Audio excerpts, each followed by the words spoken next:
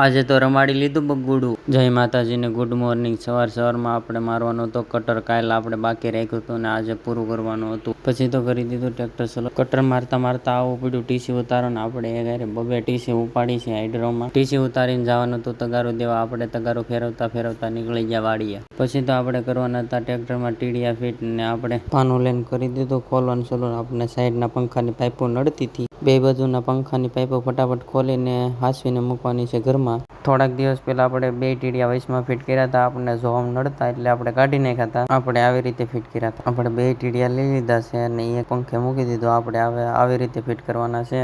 Welding પેટી ને grinder machine લીધું તો છે પણ આપણે બનાવવાની છે પટ્ટીઓ. ટીડિયાની પટ્ટીઓ તો બનાવી નાખી હતી પણ આપણે ફિટ કરવા ગયા ને તે આપણને આ બોર્ડ નડતો હતો અને આપણું ગ્રાઇન્ડર મશીન બંધ થઈ ગઈ. બીજું કાલ આપણે ફિટ કરીશું મશીન હમું કરાવી.